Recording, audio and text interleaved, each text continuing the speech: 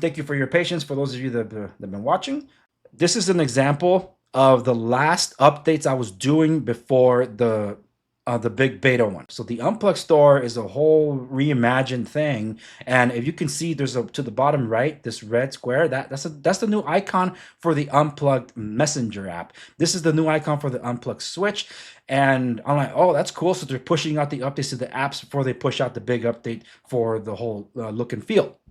So I did update those things, and I was waiting to see what would happen here, but there was still no firmware update. But as you can see, the iconography was all updating one at a time. So like, I like seeing this. But strangely, the Unplugged Messenger, even though on the it's not called the Unplugged Store anymore, it's called the App Center.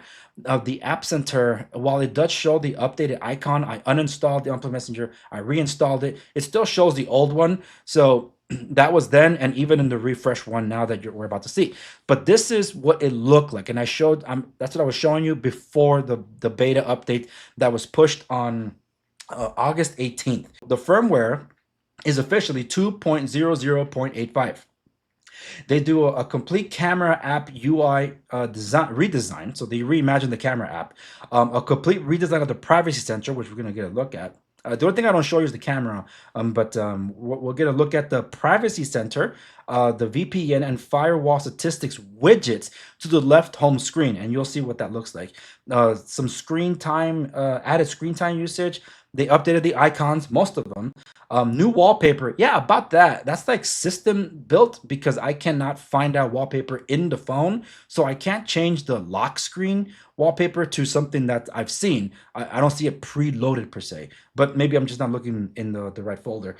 They fixed the double tap to sleep, which I'm glad because now it actually works. And they renamed the Unplugged applications. So the Unplugged store is the App Center, the Unplugged Privacy. The UP Privacy is now called Privacy Center. Now it's just, instead of Unplugged Support, it's just called Support. The Unplugged Messenger is just Messenger, and so on and so forth with antivirus and VPN. But okay, this is the new look.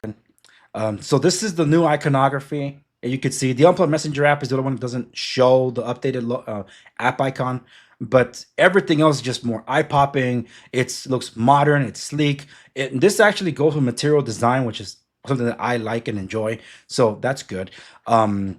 This is all system wide. So I think here's where I go to the settings. So the settings is I ended up switching to dark mode because I was in dark mode, but after this big old firmware update, it's defaulted to the light version, which I didn't mind because it made it pleasing to look at. But the wallpaper itself is dark, and on an AMOLED display, it's always better.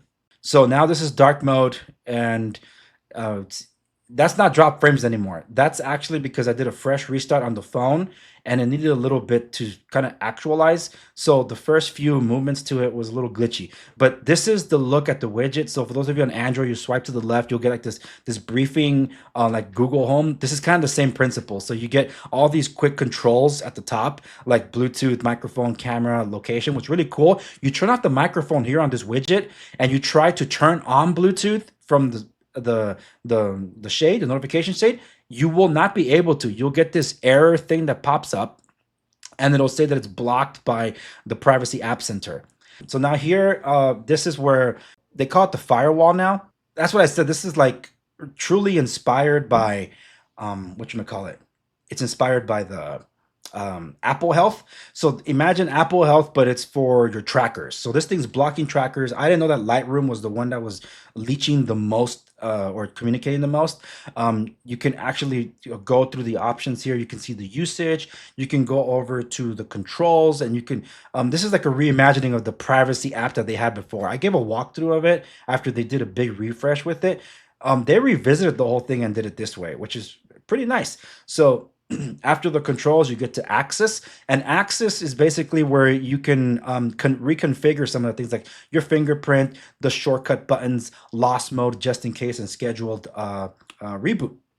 So this is all to say that there's a lot of customizations that you can do with this with these options. And then they still have the self-destruct, but I've been told that they're gonna imagine this, well, at least relabel it. Instead of self-destruct, they're going to call it emergency reset, but the feature's still there. So the privacy button, you can actually add shortcuts to it. So you can actually do a single click, double click, triple click, and press to hold for long press. So for me, I what I mapped it to was just having the shortcut be like my a digital assistant. There you go. So I like what I'm seeing is what I'm saying, and well, we'll find out if this all materializes something that'll be primed and ready for prime time.